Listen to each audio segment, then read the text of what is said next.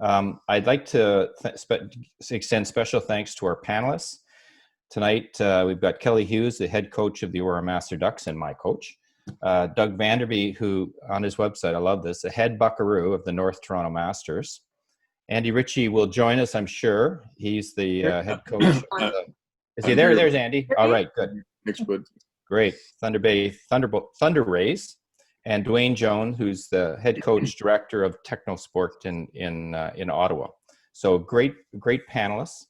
We've also, I'm going to be your moderator tonight, Dan Thompson here. Dean Boles is going to do a little bit of an intro, just talking about back to the pool policies and procedures. There's certainly been a lot of learning going on. And Katie Osborne, who's our chair of our SO Masters Committee, is going to help with the chat function. So you'll be able to write questions for the panelists. If they're appropriate for the question we're on, Katie will interject, or we might just hold them till the end, but we'll try and answer all your questions. So these really are unprecedented times. We thought that the format we elected to do was to have 4 panelists and a series of questions and go back and forth and ask each panelist for their response. We're trying to keep it to 2 minutes. We're going to do these rotating questions and try and get our panelists to keep it to 2 minutes. We'll see how we do. And as well, we're going to do at the end a follow-up survey. And it should only take a minute or two to fill out. So look for that after. You'll get an email after the event is over. But I think we all agree that, these are extraordinary times. We've got to be flexible. We've got to work with our facility partners, and we've got to find ways to stay positive and motivate each other. I mean, who knows? We might have a second wave here, and things could get interesting again. So our ability to read and react, our ability to work together, I think is really critical.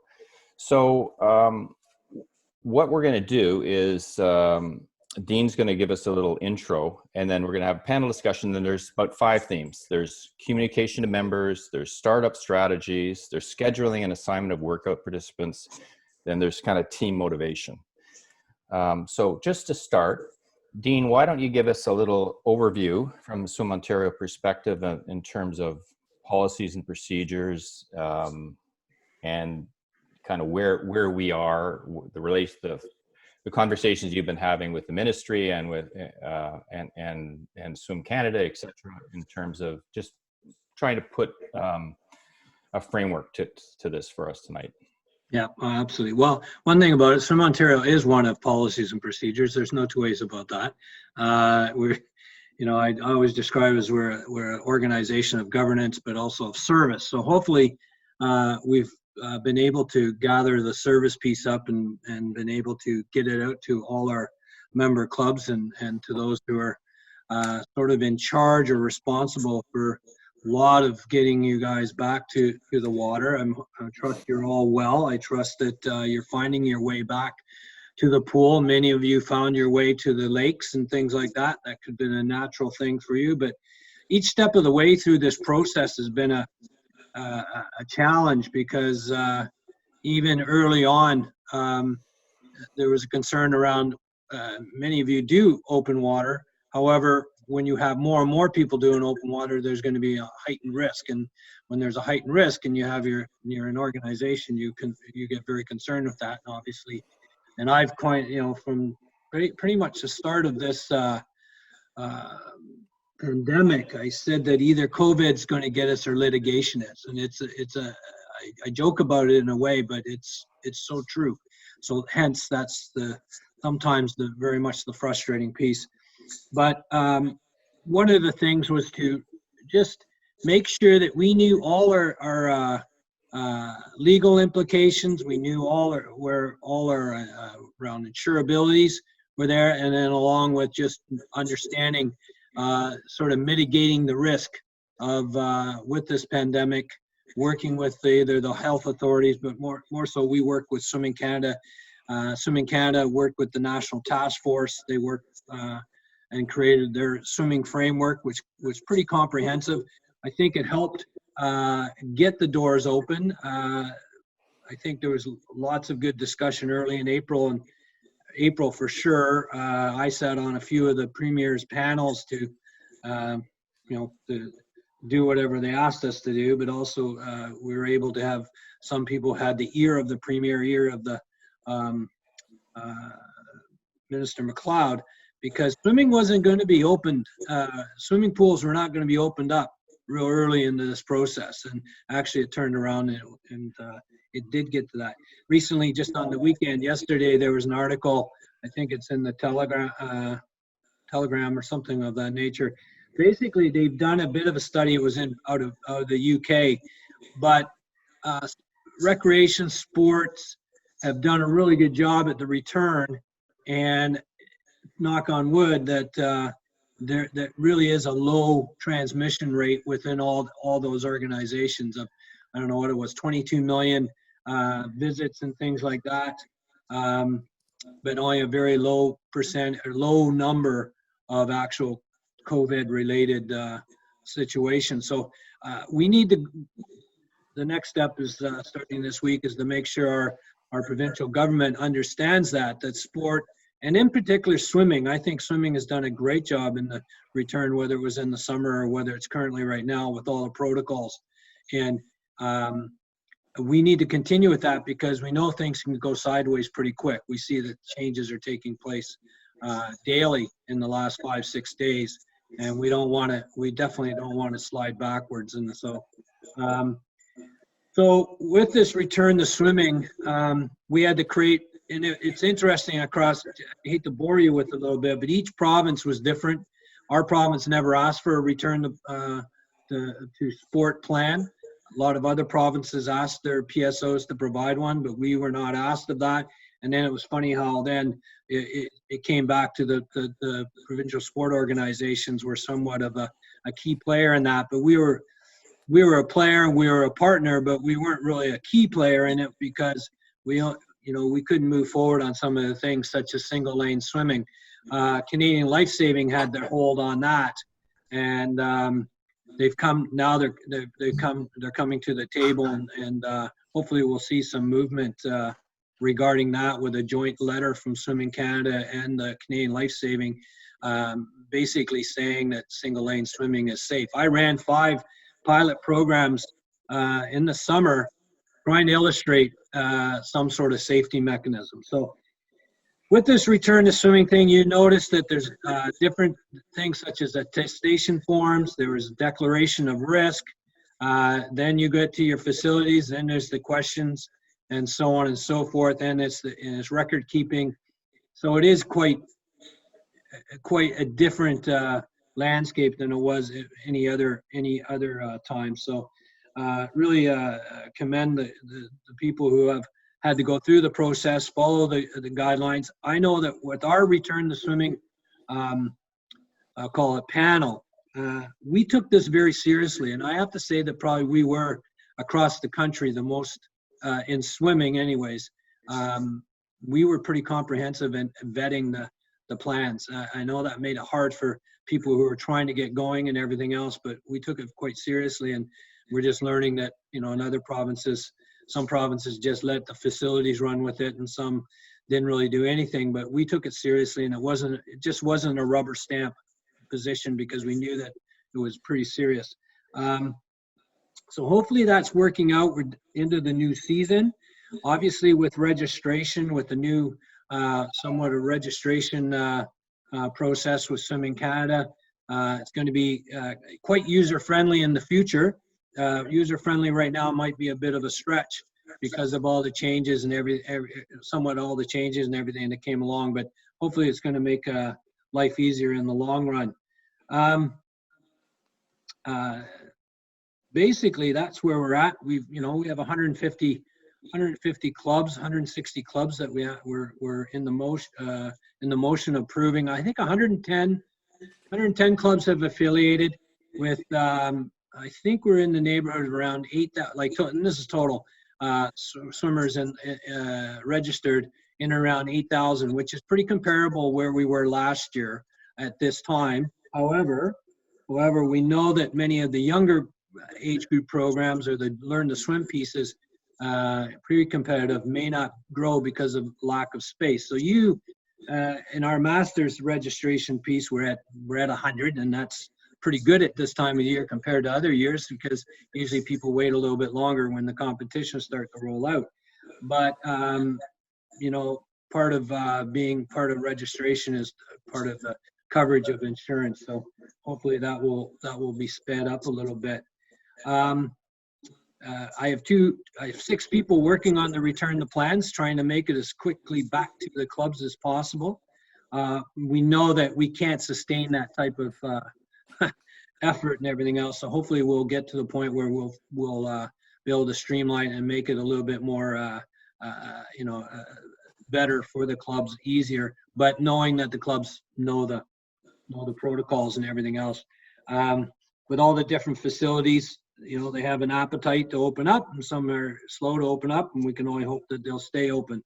We are now shifting our focus to return to racing framework, and we call that, and I find that this one's going to be a bit more tricky than returning just to swim training, because when you're swim training, you're swimming all the time, so less time for any prolonged duration and close proximity, meaning socialization. Where in swimming it will have that, and that will be a challenge. But you know, I think we've hammered things out quite well. We invested quite a bit of resources and time, definitely with insurance specialists, within legal specialists, employment specialists, everything else for our club members. So all in all, it's been a process, just like it's been for you. But I'm pleased. I'm pretty confident that sport and swimming in itself will maintain itself as being a safe place to get back to, and so that's what we'll continue to do. Ian, can I ask a question? So how many different variations of the plan has Swim Ontario developed? I know that there's been 3 or 4. Are we at 6? Well, I think on the versions of it is around 17, and it'll just keep evolving.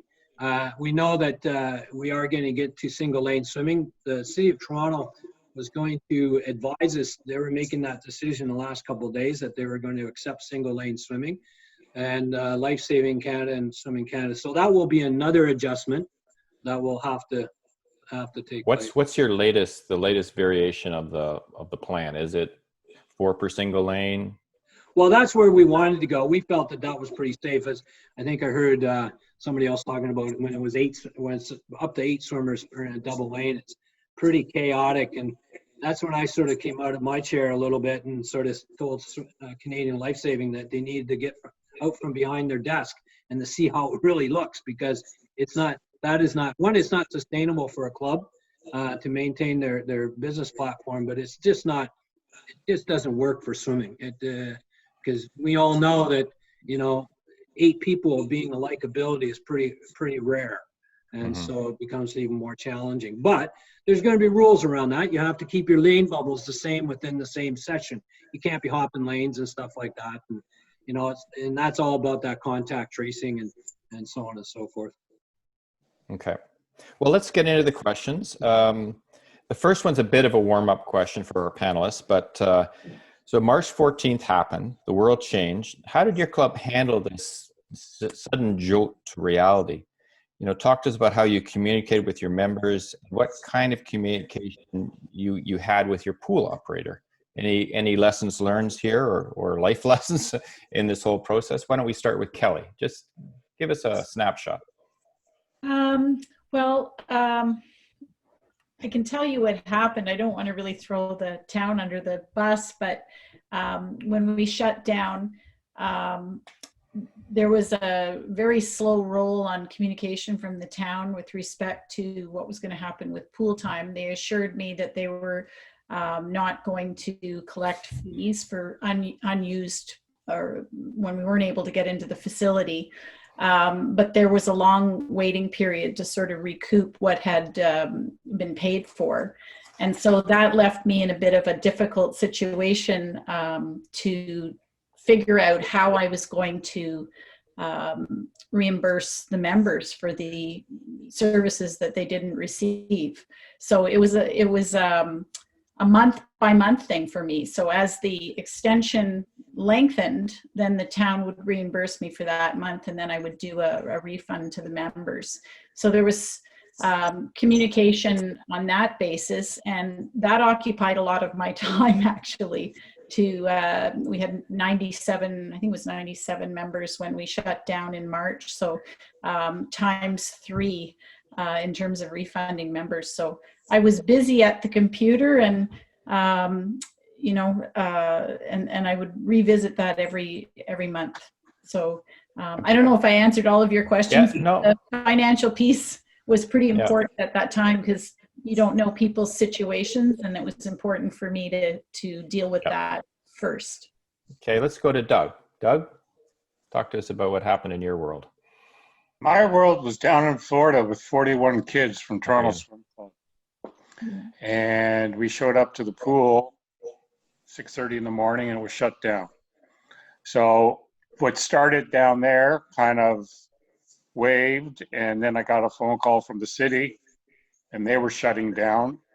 It happened pretty quickly. You know, I think everyone was on board with the club with it. We have a private Facebook page. The message got sent out pretty quick.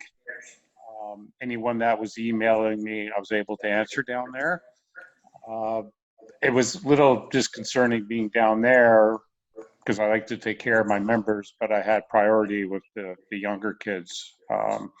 And one thing I'll just say is that we managed to get back, and none of the kids got sick after their 2-week quarantine back in the city. So that was kind of cool. Good. Okay, Andy, how about you? How about in Thunder Bay? What happened up there? Can Henry hear us? Henry, you there? Oh, he's here. He's muted, but he can hear you. For a change. Yeah, Henry's muted for a change. I was spending most of my waking hours Figured trying out how to unmute. Oh. Continue. Go ahead. Good to see you guys. Sorry. I was spending most of my waking hours trying to figure out how to beat Henry into 50 breasts, but that wasn't really working at that point. That's all right. I was down there training to do it. Okay, Andy, you got the floor. Yeah, it's okay. It's kind of my point. And my point is, you know, how much do we love the sport, you guys?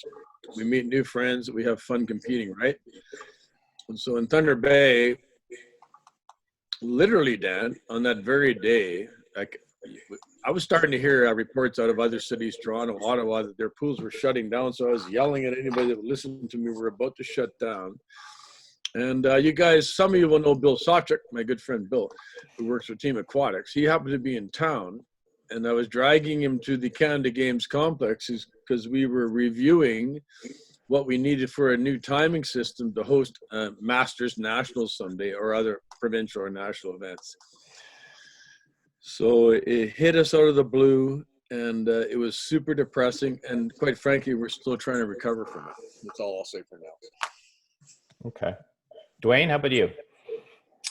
Well, we heard about 2 or 3 days before we actually had to shut the pools. I immediately emailed the team, and we were the last pool in Ottawa to shut down. The city went and Carleton went, and I think we're going to be the last pool to open up, because I think we'll officially open up in Thanksgiving. But they understood it was happening. But we immediately set up through weekly mailings, 30-day challenges like sit-ups, push-ups. When the open water season started around the 3rd week in May, I got COVID certified with Quebec, so we could go as a group to swim in Quebec, because we're just a couple miles from the Meech Lake. And we had well over 100 swimmers participate in the open water swim program 5 times a week. And just throughout the summer, we just communicated with each other, and it was a shock at the beginning, but we just kept going as a club. Good. Yep, that's what you got to do. Okay. let's go to so the next area is just talking about startup registration strategies.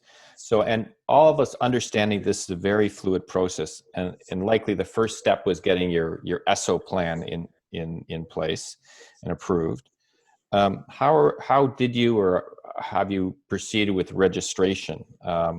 Pricing, allocating bubbles, and how did you have to motivate people to sign up or not?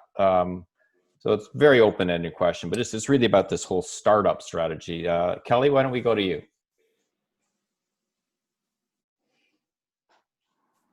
Kelly, you there? Maybe she put herself on mute. Okay, she'll come back. Let's go to you, Doug. It was a process. I think we all find that most master swimmers are pretty motivated. What I did is when we stopped, I kind of sat down and I figured out there was 10 weeks left in our season with the city and Havergal. So I offered everyone a credit of 10 weeks because that just worked out from the end of March. A majority of my membership took the credit. Everyone's keen to get back in, but I have been very, very clear from get-go that things are different now and everyone has to be on board with this. The new norm is very different, and I think that is extremely important to convey to the membership. The days of just showing up on deck and giving me your membership form and pay me later are long gone. This goes to Swim Ontario and Swim Canada, require the I's to be dotted and the T's to be crossed. Just before I got on this call, I've been working on skill set with all the swimmers in our double lane, and it's going to be a challenge. I think one of the things is that all my coaches know exactly what is expected with the group and of them. And the group's going to, as they come in, there's going to be an educational period that everyone's going to have to go through. Not in the old days, we all hop in and just start swimming or training or working out. I think there's going to be a huge period of adapting. I have the club following the stage one. We're going to start with 12 swimmers, a workout. And I want everyone to get on board with that. And if the city, which I'm sure they will allow, we go to stage two and we add people. So I think I answered the question there. Have you started yet, Doug? Have you started? We start next Monday. Okay. And it's going to be interesting. And with membership fees, that's what I'm figuring out. There are some people that did not want to come back to the club due to COVID, and I totally understand and respect that. So we're just, if I had 12 people show up and that's it for the year, well, the membership's going to be a lot more. But we're close. I think we're closing in on about 40 members, which is down from 60 or 70 we had before, but such is life. Okay, good. Kelly, are you back? Can you hear us, Kelly? I'm back. Sorry about that. No worries. You heard the question though, right? No, I didn't. Oh, okay. So this is it's a talk about registration strategy. So understanding this is a very fluid process, and that one of your first steps is probably getting your ESO plan, and I know you did that. How are you proceeding with registration, i.e. pricing allocation, motivation for sign up? Like, you've done a good job on that, Kelly. So tell us about that. I'm fortunate because we have a lot of longtime members, and a lot of people are very connected within the Master Ducks community. And so I set out my program thinking that the town was going to follow the 4 people per single lane model, because they had indicated they would follow whatever progression Swim Ontario was allowing. And because I'd done a short session in August, I applied with my return to training for that model, but the town changed their mind and decided that they were more comfortable with 8 per single lane. So unfortunately, For double lane. per double lane, correct. But unfortunately, I'd done all my pricing already and had figured out how this was going to float and was underway with registration, because things were very slow. I was making most of the calls to the town saying, you know, can you look at this? Are you giving me the okay? And I was assured that they would go with the Swim Ontario stage 3. Anyhow, so we've had, you know, I'm almost full. I actually started cutting how many I was going to allow in each group based on this change to 8 per double lane.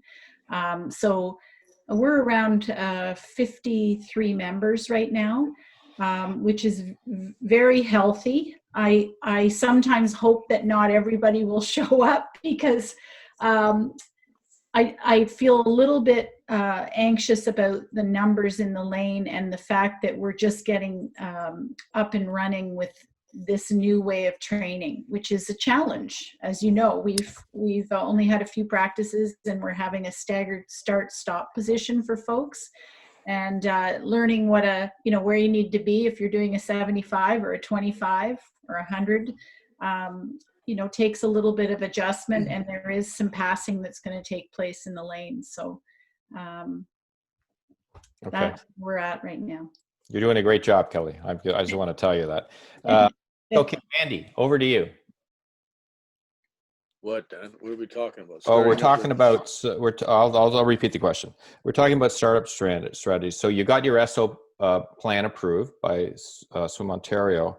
So how are you proceeding with registration? Like, how have you priced your sessions? How have you been allocating different bubbles, different groups? And did you have any challenges getting people to sign up, or how are you doing in the numbers? Our numbers are very strong. We have an enthusiastic group of people here. We actually started in August then. We started in August with a satellite pool in Thunder Bay, where they put us to the test, both us and the age group teams, and we did extremely well. But right away, Dan, in August, we had over 40 people wanting to swim right away in August, which is not normal. But there was so much pent-up desire to do that we adapted to it. And one of the first things I found out was I will not be scheduling master swimmers. Thank you very much. You cannot schedule master swimmers. I won't be doing it because I find that our adults are too busy and things change too quickly. If I tried to set up pods that worked, double lanes of 4 people that were of similar ability, well, then 2 people wouldn't show up because their babysitter couldn't make it, or whatever the case may be. So we very quickly came to the conclusion that whoever shows up is who we're going to coach. The coaches are going to make the decisions on the spot who's home base. Someone use home base term, home base, wherever your home base may be. We had to adapt quickly, and I'm not going to sugarcoat it as a coach. This was the hardest coaching I've ever done in my life. I've never been nervous about coaching swimming in my life until I started coaching my master's team in August. And part of it was the fact that my actions could directly affect the health of my beloved swimmers. So that put me on high alert. And I'll say to you this, Dan, in Thunder Bay, we are definitely erring on the side of caution when it comes to COVID screening, when it comes to tracing protocols, attendance protocols, everything we do. I'm going to just turn back for a sec to Dean and you, Dan, and our provincial organization, our national organization, guiding us, exceeding health standards in most communities, and thanking you guys for that. And here in Thunder Bay, I used to have a day job, and so did my president of my club. We were both insurance financial planning specialists, and we're paranoid about insurance, just so you know. So when Dean says things like, to me that one of the things that concerns me the most is our insurance program. I already know what he's talking about. And so, Dan, to summarize very quickly, one of our biggest goals right now, our goal is very clear for our team this year. We want to keep them safe, and we're going to do everything possible to make sure we have no transmission of this virus. I'll leave it at that for now. Okay. How about you, Duane? Well, I sent out a notice to people who would like to return, and I got replies, and I thought, okay, this is a good number. Then I told the University of Ottawa that we'd probably have to almost double our pool time. But it's flexible. I can downsize a little bit. We actually did a registration. I discovered that we'd have to put up our rates about 30%. So that meant I won't be taking a salary this year, which is fine because I'm in it for the long term, and I should be retired anyway. But we still don't know how the university wants us to use the pool time. Example, we have from 5 o'clock to 8 o'clock Wednesday and Friday morning booked, so we got a 3-hour block there. But do we do 45-minute blocks, an hour block, hour and 15-minute block, 15-minute break? But I'm prepared for anything they tell us, and they should be telling us in about a week. So you haven't started yet. You've not started. Well, we started with a camp at the city pool, just so that we can start at a higher level when we go back to the university. Because I don't want to start with 1 or 2 in a lane. So we've got all the coaches have come to help with the camp. They're all getting COVID certified on the deck. The swimmers that are there are getting a feel for it. So we'll know by the time we get to the university. So increased. So we put in some afternoon practices like nooners, Monday, Wednesday, Friday, the evening practices, Sunday practices. We were allowed to just book the time on the existing time that we normally have, but we were allowed to actually add noon practices. So right now, the swimmers know that they'll be assigned a lane and a practice time and a space in the lane that they have to keep. And then we'll modify as the year goes on. So there won't be any cross lane traffic or cross practice. So you have different bubbles. You're going to have a bubble strategy, right? Oh, yes, for sure. But only I know what the bubble is going to be right now. They don't know, but they will know before they go in the water. But they pick the days they want to swim because we got the time blocks booked. So it's really up to me to do it. But everybody knows and they're patient. They know our pool's going to open in Thanksgiving. Then they know they're going to have a spot. So the last thing I want to say is there's a couple of handfuls of people who won't be swimming because of COVID. There's about a handful that say, "Ooh, wow, 30% more." But see, I'm doubling the pool time. What can you do? And we won't be able to take the military swimmers this year. We have about 80 or 90 of them that come and swim with the team. And we won't be able to take the University of Ottawa triathlon team. There's about 30 of those that come in. So we'll just be able to take the master swimmers and the fitness swimmers. But as things open, we can add the military because we charge them basically nothing to swim with us. It's our service.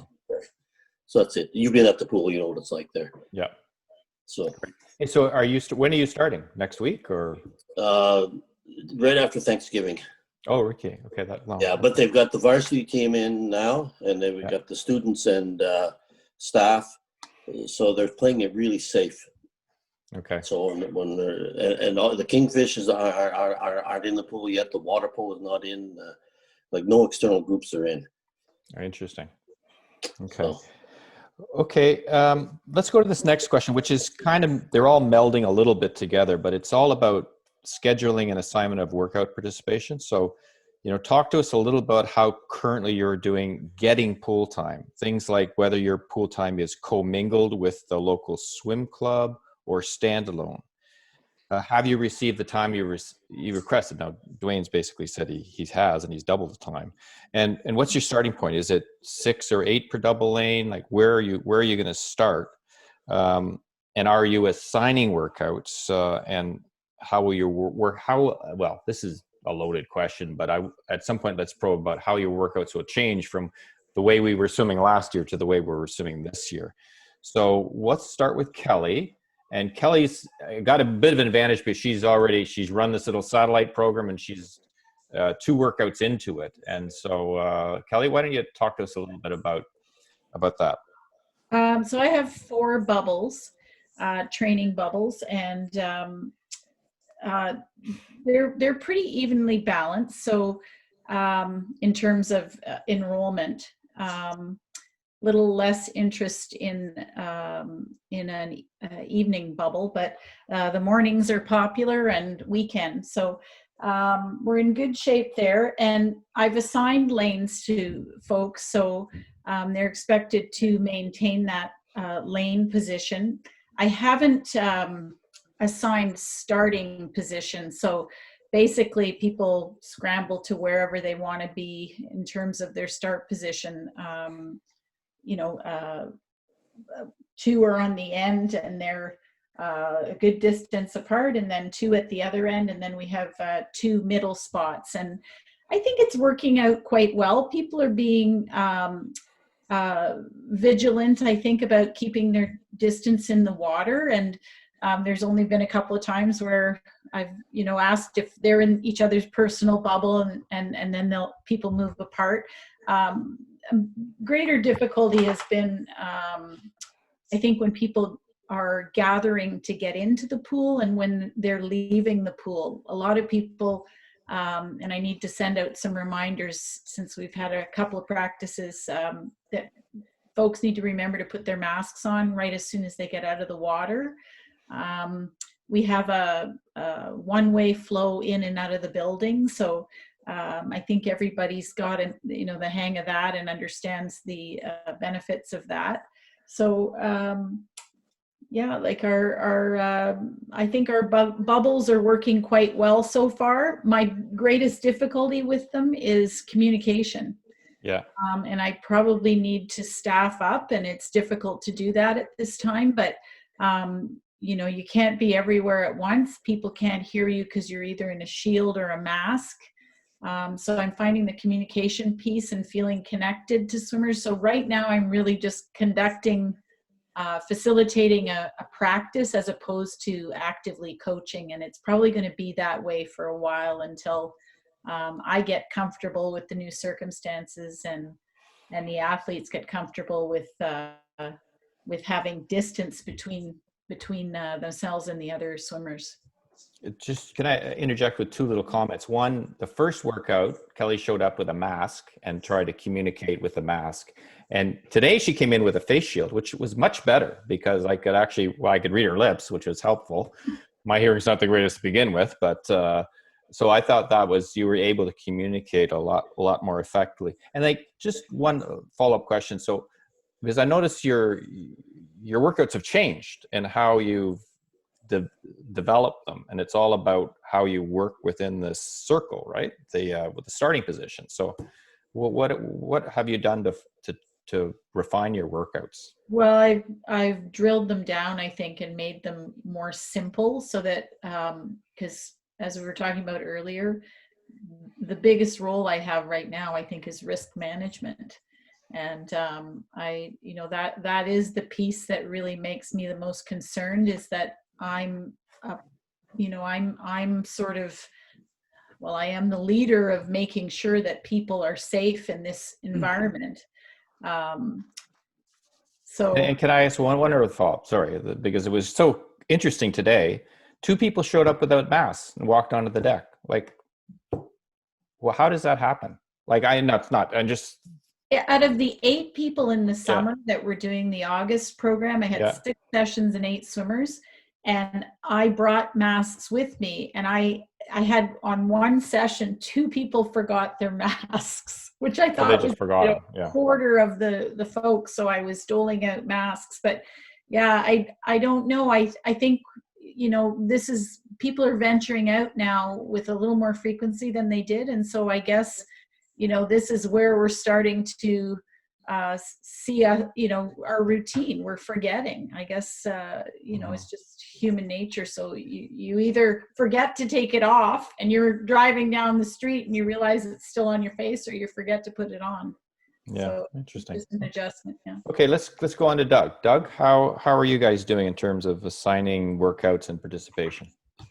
Our pool time's increased. I'm very humble about that.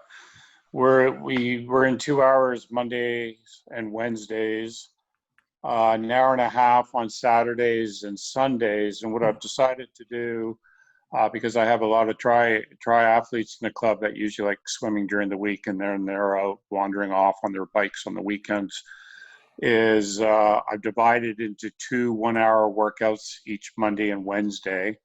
I've sat down with the pool manager, and as Kelly mentioned, there's a one-way flow going through the pool and training and exiting the pool. The coaching staff this Wednesday, we're doing a 2-hour orientation with the pool manager. And while we're doing that, I'm going to be videotaping little parts to put on our Facebook page and send to people that don't have Facebook on how the procedure is going to go to be followed. I'm kind of lucky that you have to pass City of Toronto check-in, and you're not walking into the center without a mask. If you dare walk out on deck in front of me without a mask, you will hear about it pretty forcibly. All my talks via Facebook right now and Zoom is this, we're not joking around. This is serious stuff. As Kelly mentioned, people are getting lax. I make a living being a frontline worker, and I know I get lax sometimes, so I get it, but you can't get lax because it's a house of cards. I've said that before. One of the things that people that are wearing masks, I would highly, highly recommend that when they get on deck, when they take their mask off to get into the pool, that they put their mask in a Ziploc bag, because once a surgical mask gets wet, it's totally useless. So that's kind of important. With regards to the bubble, I will be starting off with 12 people workout. They're paying for their spot. If they don't show up, that's their business, not mine. This is probably one of the few cases that less is better. And for the first 2 weeks, we're going to cycle through. All my coaches are very well aware of this. It's just going to be position in your lane, learning. We're going to start off with 25s, 50s, so everyone kind of figures out where they're going, because, you said it yourself, Dan, that, we got years of up and down a pool, and it's just bizarre to stop in the middle of the lane, and you're where you're supposed to be. One of the things that I invested in is I don't have it with me. I should. Is I got a speakerphone, so I'll be on deck and chirping away via speakerphone. Yep, and hopefully, well, It's a good idea. Yeah. But yeah, it's you can get them really cheap on Amazon, actually. And other than that, I think communication is very important with your membership. It can be no surprises. And people that were part of my club, they know that in all my videos, I'd be very clear. If you don't like what we're doing, it's been great coaching you, and I'm not for you, because it's all about your lane mates and it's all about your teammates. I live this, like I said, every day when I go into work. I got a crew, and my job to protect my crew, and we do a good job at it. So I'm just taking what I learned from profession and putting it into the next profession. So I guess, so I wasn't clear. Are you doing double lanes, or are you doing single lanes? Are you doing? Oh, sorry. We are starting off with 4 and a double. 4 and a double. For Okay. a couple weeks. And then once everyone gets on board, As I mentioned, I'm just going through the skill sets with everyone right now, and kind of maybe it's all going to work out. It's going to be perfect and whatever. As I think, as Andy mentioned, those 4 will always, or I'm sorry, those 12 in Group A for whatever will always be together on that time. There's going to be no drop-ins, no makeup workouts, no nothing. The next group on the Wednesday B for the hour will always be together. My Saturday workouts that are an hour and a half are going to be one group. The Saturdays are going to be hardcore, the masters that like to train hard. And then my Sundays are going to be for people that want the extra workout. And again, I'm just going through all the numbers literally as we speak, and hopefully it will work out. And I wanted to ask one follow-up, because we had a pre-call and you talked about how important it was to have a good relationship with your pool manager. Yes. I've always, my membership knows this. I've always worked on having a great relationship with my manager. I don't BS her. She doesn't BS me. And I've been very upfront on how we're operating. She's been very upfront with me. And I think, again, we have insurance and all that stuff that we have to make sure we're following the protocols of Swim Ontario, et cetera. But I think it's up to us to show, at least my pool manager, that we have our act together. And the reason that I got a lot of additional pool time is she knows how we work, and she didn't want to open it up to groups that she did not know. Which I think is a good point. Yeah. Okay, let's go on. Andy, let's just talk to us about how you're assigning, well, you kind of did that, but assigning workouts and participation, and have you got the pool time you wanted? What's your starting point? We start on Thursday, Dan, All right. at our home pool, and that's the Canada Games Complex. We are, as I think I mentioned, very blessed. We have very good hours. We are able to boil our training down to 6 distinct sections. I put 10 minutes in between them to allow for COVID paperwork, etc. I want to give you a little anecdote. Maybe is ahead of other teams, but before I do that, I would like to do a very close to my friend Bridget.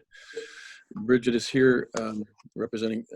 Bridget is here because she's a swimmer, and Bridget and I were. Bridget's our president of MSO. Bridget and I were talking today, and I promised her that I would talk more of a coach than a politician. And one thing that was very interesting is that one of my swimmers, master swimmers, was diagnosed with COVID in March and barely made it out of the hospital. Barely made it out of the hospital.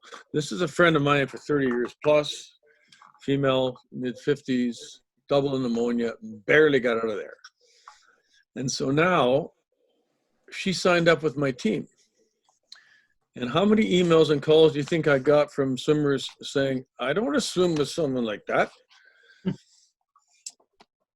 And I had to think about that one for a while, because the science, as I understand it, is not quite there yet in terms of understanding this thing.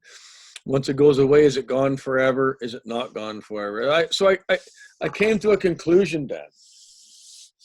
Back to pool time logistics, like Doug said, having a good relationship with pool manager, absolutely, those things for sure.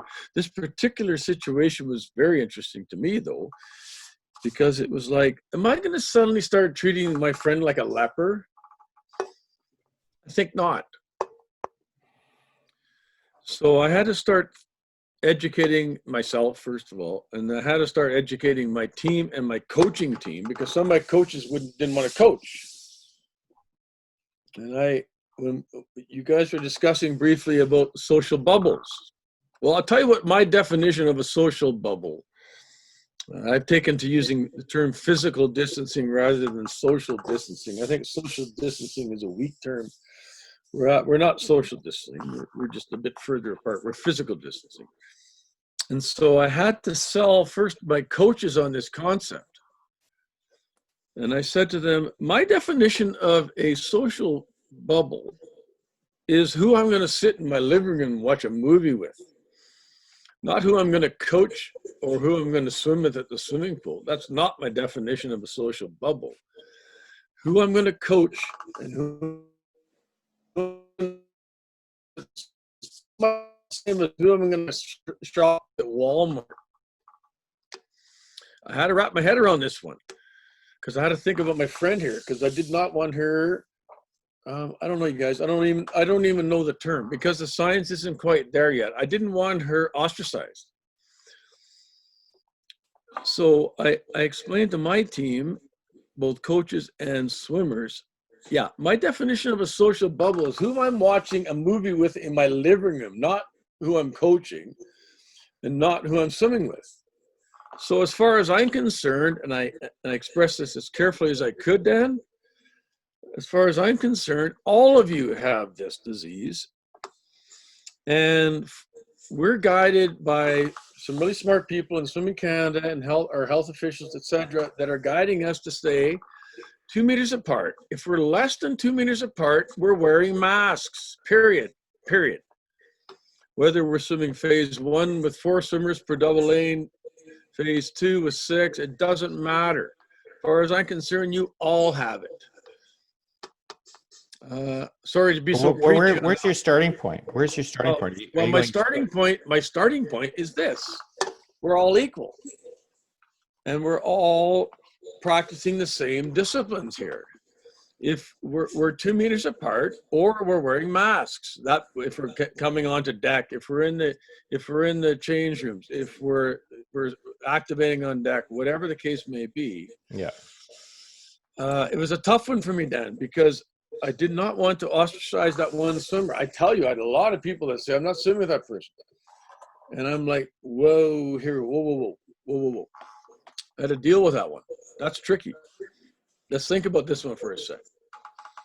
So again, Dan, it's super hard for me to say things succinctly right now because I could talk for a long time. There's lots to say.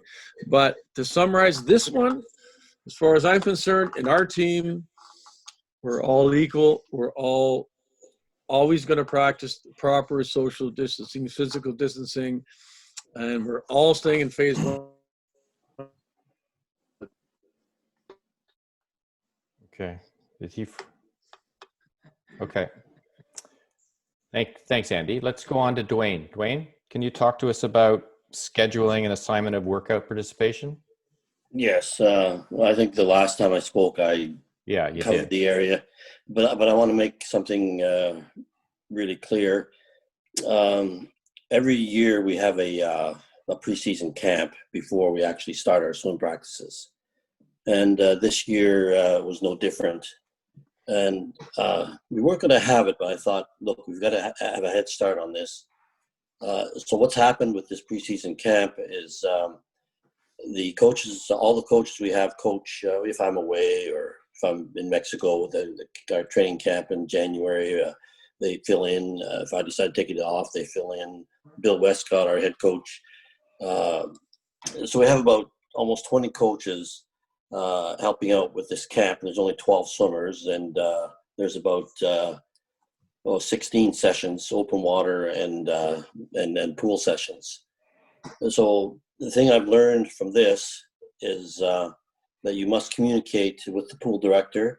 On the deck lifeguard, you just communicate directly with the deck lifeguard. How are we doing? Okay, any recommendations? There has to be a real clear link. And the biggest challenge was for swimmers during this camp is to understand when they're on the pool deck, they can't get close to each other. You have to get them out of the water right away. They can't lounge around on deck and have little chats. They can do it outside. When they're in the pool, if they pass or if they get close to somebody, if we're in a really wide lane, they go down the center. If somebody stops, they stop in the corner, and everybody knows that, and they'll get a little bit of coaching, but they have to make sure the swimmer coming in sees that. So they get used to it. So this is a really good dry run. The camp is going to be about 5 weeks in. Everybody, all the coaches will get a chance to have a dry run with it, and they'll be well prepared for when we start full time at U of Ottawa. Good. Yeah, and I think doing good job communicating the rules and reinforcing the rules.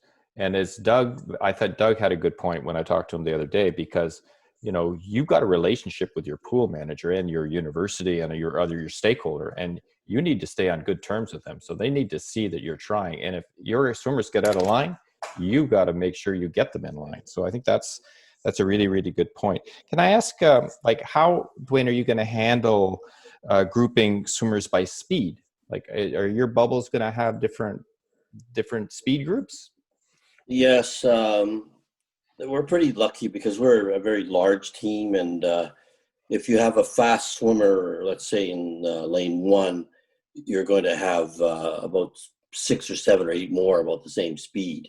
So you'll put the fast swimmers in the 2 lanes, and then the next 2 lanes, and then the slower ones.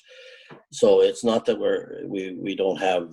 Well, you've swum on the team, and you know that there's not much difference between lane 1 and 2, and even lane 3 in the 8-lane pool. So you can almost interchange them. So we're not going to have a problem with that. And there's enough time blocks that. And the group will be small enough that. Now, this question came up, and I'd like to ask you it. So, same household swimmers, are they going to be treated any differently? So, man and wife, whatever, roommates, whatever. Well, we have because we're doing 6 per double lane now. We'll probably start off with 6 per double lane. There's a husband, wife, and daughter that we'll put in the same half lane of the double lane. Mm-hmm. They've requested that. There is a fellow who has epilepsy.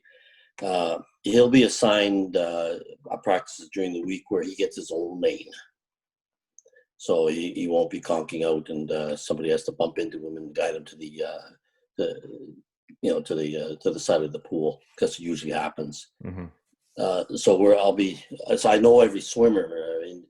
The medical history, and they'll be placed accordingly, and like household swimmers, and there's another couple as well that will give preference to a lane, so we'll be conscious of that all the time. Okay, and great. Go ahead, Doug. We have a couple of husbands and wives, and it was really cool. I just said, hey, if you want your own lane, I can give you a double lane with a lane rope. Just got to team up with another husband and wife. Get in touch with them. Yeah, that's good. We're on it immediately. Of course, I got the blessing of the center first, because City of Toronto does have that policy. If you do show up, the husband and wife, you can pick a single lane. And that is a great relief for me, because I can put husband and wife A on one side of the pool and husband and wife B in the other, and they can go up and down, and that was a great thing. So. Okay, great. So I had a sort of an in-venue process question. We may have answered it, so we'll just go on. But, we know that Ontario has 11 different health authorities, and many different municipalities may be interpreting the rules differently. So, I think we've heard Kelly starting at 8 per double lane and hopes to go to 4 per single lane, but she's not there yet. I guess my question was, what is your starting point? I just want to be clear. And how do you see getting to that next stage? Is it being really diligent and good with your pool manager and convincing the authorities that be that you've got to run a great program and you can operate efficiently and open those and be more flexible? Like, Kelly, let's start with you. Or well, I can answer that really quickly. Go. The City of Ottawa is the ultimate authority, so it doesn't matter what the pool director says. So Toronto, you're allowed 8 per double lane. We're only allowed 6. Okay. So it's that simple for us. So we don't have to convince anybody. Once the city of Ottawa, I think first week of October, they're going to discuss it again. I think we'll get the go ahead to do that. So To do what? To go to 8 per double lane. Okay. And then the city of Ottawa, the health authorities will say if we can use a single lane, like four per lane. So we don't have to convince anybody. Okay, cool. Okay, let's go back to Kelly. Kelly? Well, I think that whole concept of making sure you're really managing your relationship with your facility supervisors is really important, and we all want the same thing. So while I was disappointed because I feel that 4 per single lane is safer in many respects, and then you're not getting into issues where like I have usually 4 lanes. So I'm splitting my group in 2 and they're in a double lane.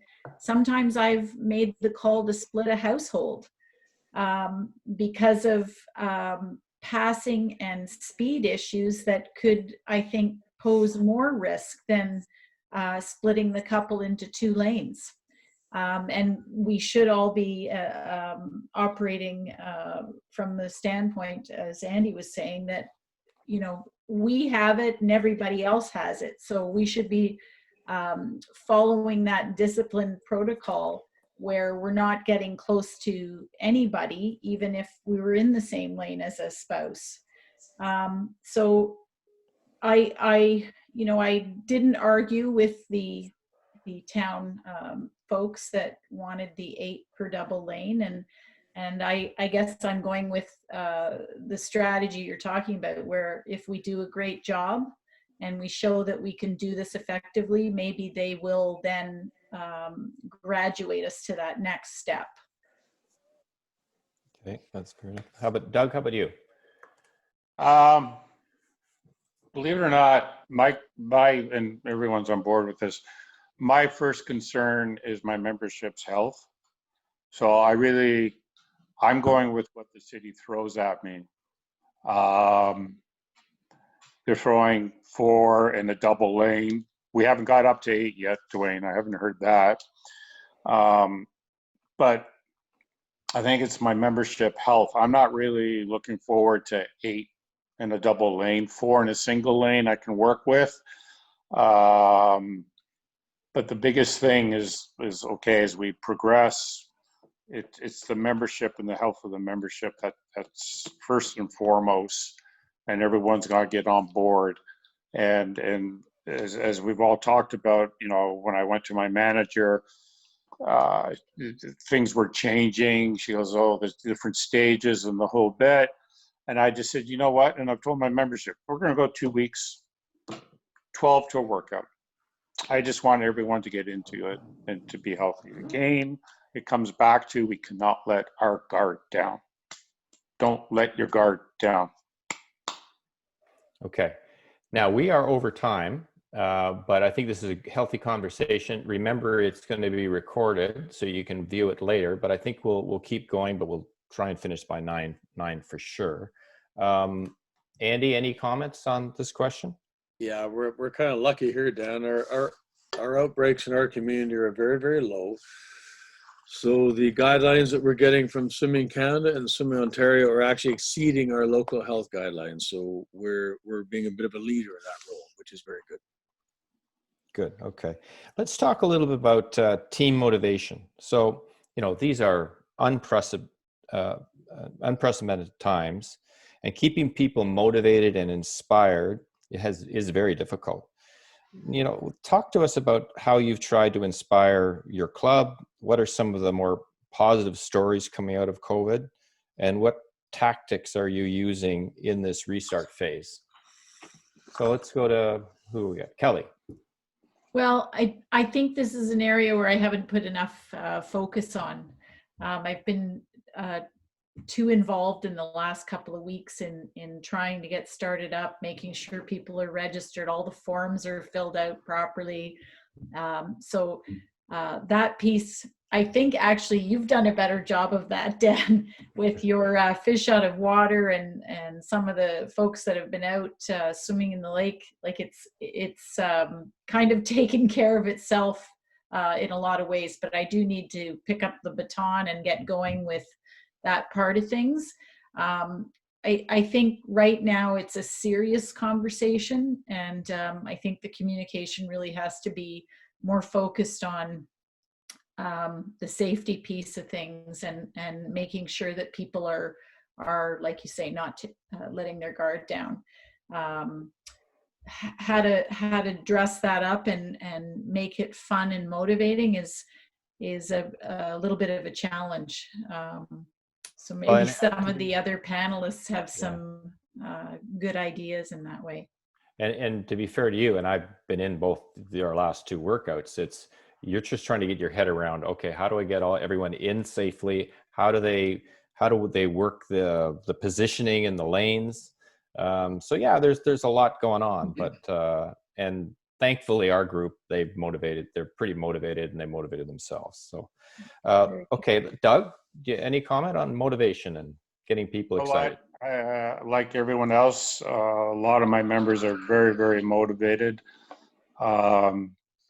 I think they're going to miss the lake. They just don't realize it yet. When they come I'm back. missing it. And I'm fortunate that I've been around U of T, and I've seen how we're doing workouts down there. There is going to be a creative process that the coaches are going to have to learn, but I would like to believe that since we're all adults, everyone's going to be on board. There's one thing that I have stressed in any communication with my club is like, listen, this is all new, man. Let's all work together and take it from there. Yeah. Okay. Andy, how about motivating your crew up there on the day? Pretty much the same as Kelly and Doug. I'm much more interested in logistics and safety right now than I am in motivation. As Dean knows, I'm also involved with age groups. So I mean, it's a bit of a different conversation with age groupers, but with master swimmers, I'm much more interested in getting them acclimatized to the new ways of swimming and being safe and trying to return to a sense of fun, even though these are scary times. I always try to make sure we have a sense of fun. I know all the other coaches do too. But yeah, in terms of motivation right now, that is down my priority scale. I'm much more interested in acclimatization and logistics right now. Fair enough. And so you should. Duane, how about you? I mean, to me, you're the master. Your Facebook posts and they're very, very positive, very uplifting. What are you doing to keep your crew motivated? Well, we all have this COVID anxiety. So I empathize with the swimmers. We have a team doctor, Doug Bishop. People can have access to him to allay any anxiety. They feel safe, they feel secure. Even during COVID, March till now, we have a team ART specialist to help with their aches and pains. She would see them on an emergency basis. We do a daily Facebook posting. It's usually some philosophical thing. Sometimes it's very humorous. Quite often it's photographs of people in open water swimming. I send, we have two kinds of delivery systems, a club mailing system that I regulate. I send out emails, and people contact me. They're feeling this COVID anxiety. They want to go a run with somebody, so I hook them up with a runner, a cyclist. They want to get hooked up with swimmers going to swim Beach Lake, beach to beach to beach, 8 kilometers. And those are basically the things that you're doing. We do. We just empathize with them and just help them out, know that we've got their back, and just keep them motivated by being there for them. Dan, if I can tag on for 1 sec for Coach, he's being a little humble. Well, my team has the pleasure of going to Mexico with Duane. We have, Duane, the last 2 or 3 Januaries. What we do, Dan, is we simply borrow the motivational memes from Technosport and post them on our Facebook. That's one of the things we do. Dan, I wonder if we can respond to a question that sort of relates to the issue of motivation. As we know, some people find their motivation in different ways, but there are a number of swimmers who like to test themselves in some way with competition. And one of the people who's joined us today has asked whether there's a possibility of some sort of virtual competitive challenge with email results, and whether that's video verified or verified by the swimmer or the coach in some fashion. So that's the first question. Will there be virtual? And I think as chair of the Masters Committee, I can say this is something we've discussed. And Dean, this might be a question for, that you might want to address. And then there was another question, just generally, when will there be opportunities for competition? Dean, why don't you take that? Yeah, Swimming Canada is launching, I believe notice has gone out. I have to get it out to whatever list we have, because the lists are funny, because there's last year's list and then there's not this year's list because nobody's signed up this year, but or we're getting close. But there is a Swim Against challenge that Swimming Canada is putting out each week, has a list of various things, and it's for everybody from para swimmers right through to master swimmers. I think in the 6th week, I think the masters will have the prize. We'll have the prize, but I think it's anything of that nature. My big thing is just seeing the participation from our group. I haven't seen that 100% buy-in. I mean, with Swimming Canada, they've done their launches all last year and everything else. It comes back to whoever the coaches are need to really drive this, you know, because they're the ones that are creating it. So anything can be done. Yeah. The big thing is, you know, making sure that it makes good sense and that it's going to be manageable and people, we have buy into it. So anything is possible. So that's on that end. From a competitive piece, we're going to be going slow and steady. We have a webinar next or this Thursday regarding, we have a 4-stage approach. We did send out, or it is on our website, our communication around what the officiating levels will look like for sanctioned legitimate times. It's revamped based on what we know. The same with, we have staged approach. A lot of it will be in-house, so you'll have to be creative within your own means, straight up. I'm going to take this moment just for some clarification on things, right? That in the province of Ontario, it's different than all the other provinces. When they described sport or recreation, they described it in individual and they described it in team. With individual, we were bound to the 2-meter physical distancing. We're in team, they had the exemption or the exception or whatever you want to describe it. We've been trying to get that exemption forwarded on the individual sport. That's one. The other thing is that it has allowed us to not to be controlled by this indoor cap, as we've just learned. It's based on how the volume of space, based on the volume of space you have, can you keep your the numbers where you still can keep that 2-meter physical distancing. That will help on the bit of the gathering pieces, or at least not be affected by what's taking place in the rules we have right now. When it comes to the single lane,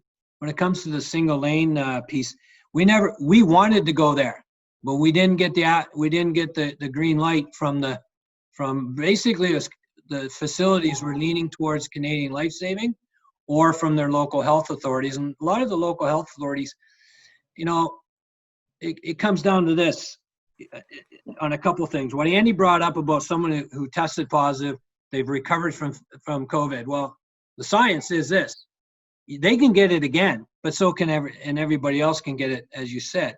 The bottom is they've been cleared. Because I want you to think about this: if you can't get your heads around that someone who's had it is not cleared, then you're going to all be put in stop, because that means nobody gets back to it. So to be cleared is that you either 14-day self-quarantine, self-isolation, or you have a COVID test and it proves differently and you've been cleared that way. You might get the medical doctor to clear it, but they're pretty sensitive on that. And that was a bit of a test on our attestation form, because some of the medical doctors won't sign off on a clearance. So, and then the next thing is around your bubbles and lane. The key thing around the bubbles in a training session is around contact tracing. If there happens to be a positive test, you want to be able to know that it was, you know, who swam in what lane on a certain period. We did have a positive test in Swim Ontario as a whole in August. The great thing about it, the learning thing from it, is that it didn't spread. It was not transmission within the training groups or in the lanes or anything like that. It was brought in from outside, and the health authority really liked all the procedures that are in place, and they are able to go back and figure out, okay, where are there trouble spots and everything else. That's the critical thing, that you better be taking care of your attendance sheets. You better be very clear on your lane bubbles, who is assigned per session. It's critical on the session piece. And then you have to be ready when that comes, and be ready to lay out all the reporting that you require. So the good thing is, when you go through an exercise, you understand it. When you're, what I've heard tonight is really good from what I'm hearing, is that people are taking a cautious approach, because we don't know until we do know. That's the biggest thing that I think would be placed there. So we're back to training right now. And then there's another phase called back to competition. But where, and okay, the other question that we need to talk about is if there is another outbreak, and things get shut down again. So that's no one knows. But where is Swim Canada as an example on back to competition? Like we're not there yet, right? No. What Swimming Canada is doing is that they've laid out the framework. We'll call it the framework, best practices around officials, and some ideas around what a swim meet might look like. Meaning, how do you position your officials and volunteers in limited numbers? We're working on the idea, because they've left it to the provinces, each PSO, to come up with a plan. And so, like I said, if you go to our website, you'll see under COVID-19, we have two areas that are pretty critical, and you'll see that there's a load of information. COVID-19 and our digital experience. You go to COVID-19, I believe we just put out a recent one regarding return to racing framework. In there shows the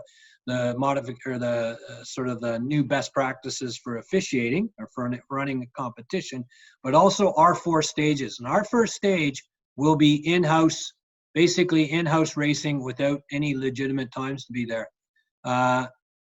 Because it's tricky. When you start bringing other people in, right, when you start thinking about even dual meets or something like that, it becomes a bit more tricky. However, we're crossing everything with school returning, people going back to work.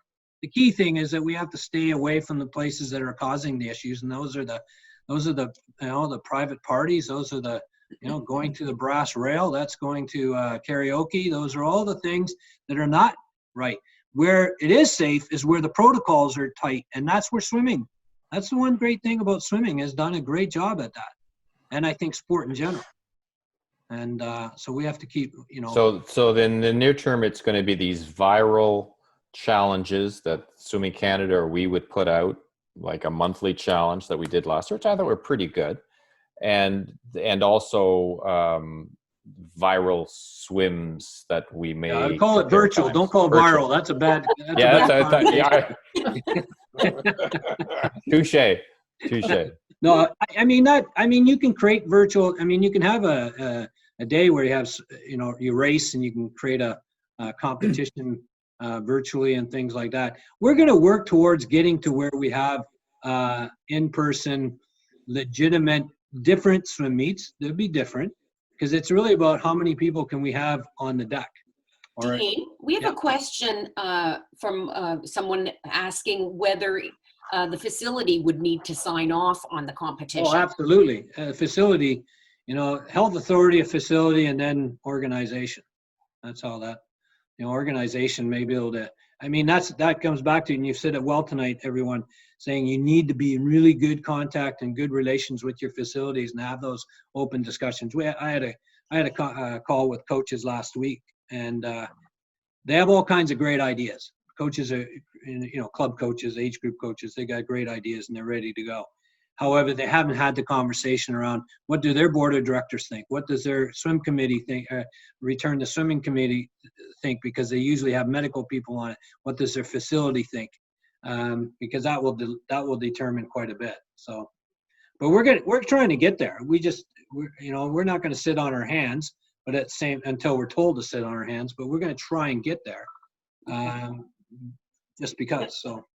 We have another question, not on competition, but back to training. One of the swimmers has asked how the coaches are dealing with personal equipment like fins, paddles, and kickboards. Are you allowing them? Do you have any rules around it? They have to have their own. Well, our rule and our documentation is it has to be their own. There's no sharing. There's no sharing of equipment. They have to have their own equipment. We've been right now a lot of the Swimming Canada framework, science is basically telling no snorkels, because because the air comes out of the snorkel at a greater rate than it does just straight out of your mouth, and so it comes at a higher level. So how they get proof of that, I don't know, but we also know that if the droplets are ingested, then it's washed away with your stomach acid. So. But right now, snorkels shouldn't be allowed. But it has to be all personal equipment. Same with dry land stuff. Anything to do with dry land, because of the contact surfacing and not sharing. And how do you clean it? And at the end of the day, the coaches have a huge responsibility. You got a responsibility for some of you are doing lifeguarding. Some of you are doing the safety aspect of just COVID, and you're coaching at the same time. Huge responsibility. And so the last thing you need to be is be a deck coach worrying about if you're doing any type of dry land activity on the decks.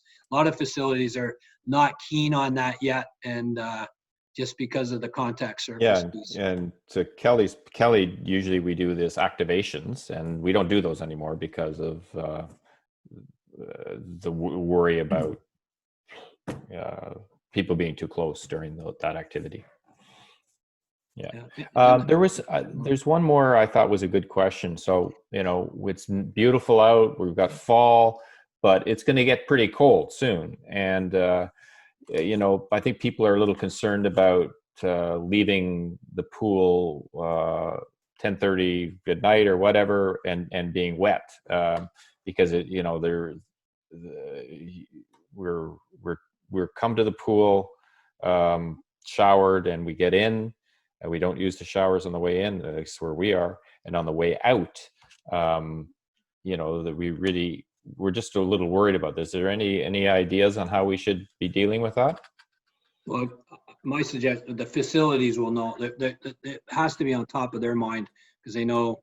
And I mean, our close facility, our closest contact is working with either Markham, Pan Am, or TPASC, and I mean they're pretty forthright in their thinking, but. Have those discussions, have that so that maybe showers are used, or maybe showers aren't used, but the change rooms can be used. So at least they can get out of wet stuff into dry stuff. And there may be, each person may have a responsibility of cleaning their bench when they sat on it or something of that nature, or spread it out. And every facility is going to be different, just because I know a lot of push has been on. I think it's on the family change rooms, because then both cleaning staff, guards can go in there and they can clean. I mean, so we are allowed to shower, but quickly, and then we're in the family change room to get changed, but we're supposed to be quick. Yeah. I would be telling my swimmers when they come in and they check in, they're using the universal change room. And I'm just going to tell them, don't touch anything. Just don't touch anything. Right. Stay apart, don't touch anything. And the staff, the cleaning facility staff, is going to be tagging behind us. Each group that goes in, they're cleaning and sanitizing And then if you're thinking about what's happening on the deck between the two groups, Group A is putting their bags on the west side of the pool. And when Group B comes in, they're on the east side of the pool. Group A exits, cleaning staff sprays down all the bag area of Group A, and then Group B hops in, and when we leave, the pool gets sanitized.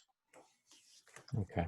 The way you described that, Doug, just reminds me of at the end of a parade when they're coming up and cleaning up the street after horses have been down. Basically, that's what they're doing.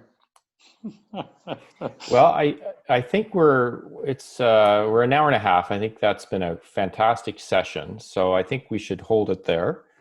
And we don't see any more questions. Now, the next webinar was going to be Sunday, October 18th. And special thanks to Dr. Judy Goss, who's going to do a talk on navigating your swimming life, managing stress, motivation, and balance. And then we're looking to do another one in November around nutrition. So I want to thank all our panelists tonight. I think you did a great job. These are not easy times, and we've all got to work together and share best practices. But it sounds like we've got some good people involved and we're doing some good work. So keep it up and keep your swimmers motivated. And special thanks to Swim Ontario for hosting this and for your leadership, Dean, and your team's leadership. We really appreciate it. Thank you. Andy he wants the last comment. He wants to close. He wants to second the meeting. No, not necessarily the last comment, just a reminder and a plug for our friend Terry, who is working hard to have a follow-up survey from this session to see if we can gain any ideas to how we improve or any other topics in the future, if we could maybe somehow segue into that. Yeah, and then there'll be an email survey that'll be sent to all the participants right after this. So yeah, thanks. Yeah. Can I just throwing this out there? Would it be cool sometime in November to have a follow-up to our conversation here, this webinar, because it's kind of groundbreaking, and just kind of check in and see how I think I would agree. I think we'll bring that back to our committee, but I'm sure they'll be supportive. I mean, it's changing. It's very fluid, and who knows what the next month will bring. So we all need to be communicating and working together. So I think that's a great idea. Dan, can I take a PSA a moment? Yeah. Yeah.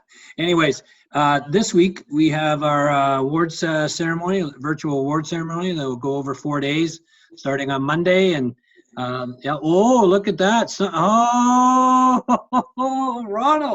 Ronald's got his little gift. So we've done that, and we're doing that all week. It'll be caught up. We're doing a women and swim coaching forum. October 3rd, so there'll be a notice going out later this week how to register for that. So any female coaches out there, we're trying to create a bit of a buzz on that. The annual general meeting virtually will be done on October 25th on a Sunday. And for those clubs who have been sort of in the waiting for the last couple years and on probation, you will have your moment in time to vote as long as you're affiliated this year. So there you go, Doug. There you go. You can throw down your vote. It's just not in person, but it'll be done virtually. More information coming on that. I mentioned Swim Canada, Swim Again challenge. I'll get that out to the club leaders, and if they're a club leader or a coach, hopefully you can pass it along to the right people. This is just a difficult time trying to get our mailing list sorted out, just because we can utilize last year's, but really we should be trying to utilize this year's. But anyways, very good job by the swimming committee. The Master Swimming Committee has done a tremendous job this year. They took time in December and gone through a strategic planning session and ideas, and maybe this is one of those things that have come out. I mean, obviously COVID has generated some things, but they're a thinking group and an acting group. So I think things are well on its way. So I commend that committee quite well. So there you go. Great. Well, thanks everyone. Thanks, Keep Dan. swimming. And thanks to our panelists. Good night, everyone. Everyone. Remember, Hi, everybody. Everybody. Night.